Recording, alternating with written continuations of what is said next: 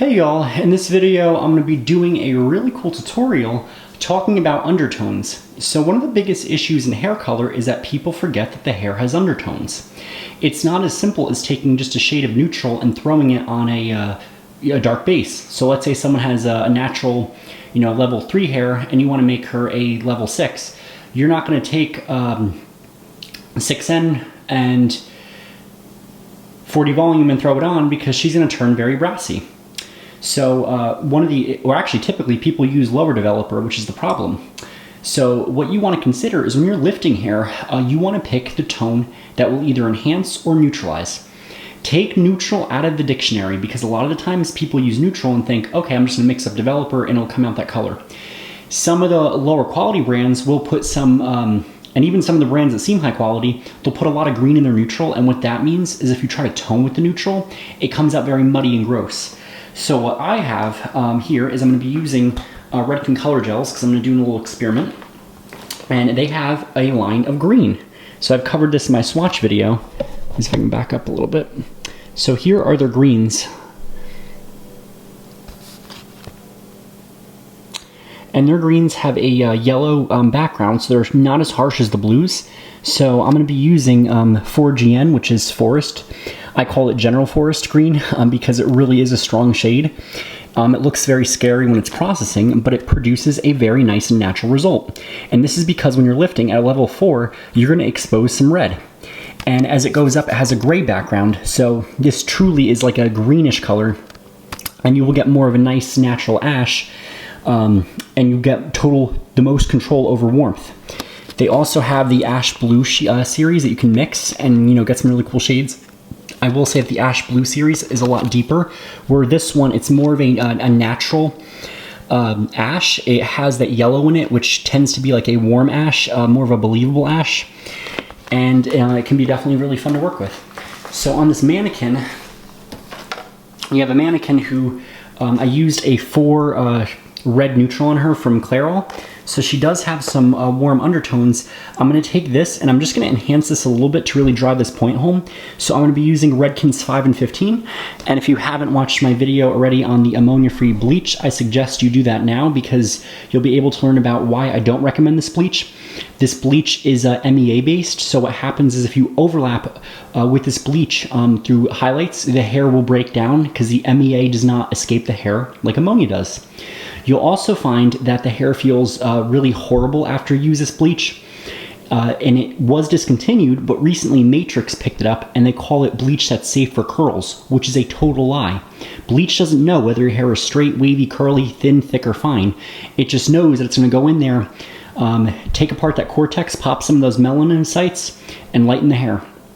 That's what bleach does. I'd rather use ammonia. Way more gentler than ammonia-free bleach and more effective.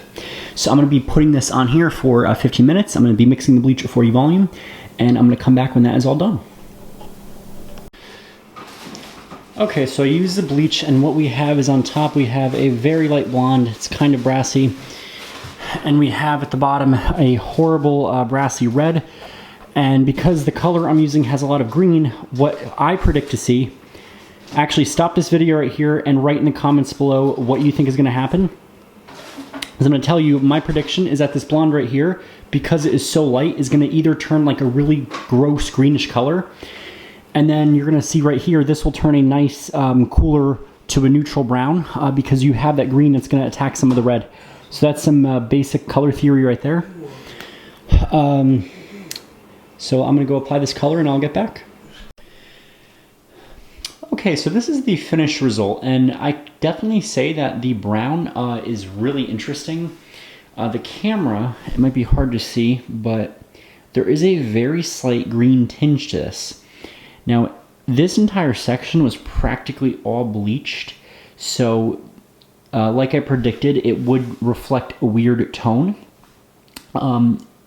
It did a little bit better than I actually thought because I've seen some brands be so horrible. Because porous hair rejects warm and accepts cool, and if you're putting green on porous hair, you're going to get some major coolage. Not as cool as Calvin Coolidge, but nonetheless something that is really not necessarily wearable and something that's kind of scary. So it does have a really weird tone, but if you take a look at the top part of the mannequin,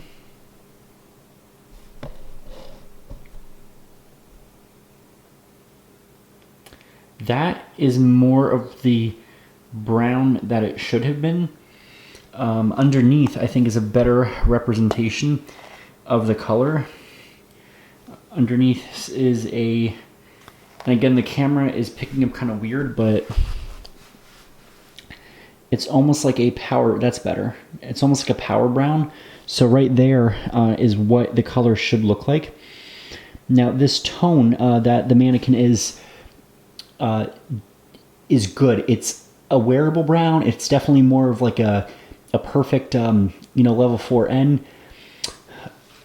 When you think of it like this, when you are neutralizing at the level, you're going to get a kind of like a neutral result. So I think of it like this. When I'm lifting, and I'm lifting at a level 4, if my client is a level 4, and I use 10 volume because I need 1 level of lift and I'm neutralizing, she's going to become more like a 4N instead of a 4A, or in this case a 4GN green. But if I want a power brown, sometimes you want to lift past that level. So in this case, when we did the bleach, the mannequin was about a level 6, give or take. And the reason why I did 20 volume instead of the regular 10 volume to deposit was I wanted to actually see if I could lift a little past that orangey. And that way I got more of a interesting, like, fashiony brown. I know a lot of the high lift browns that you'll see at the drugstore, like L'Oreal Feria, they claim to be like a power brown, or they give you an interesting result.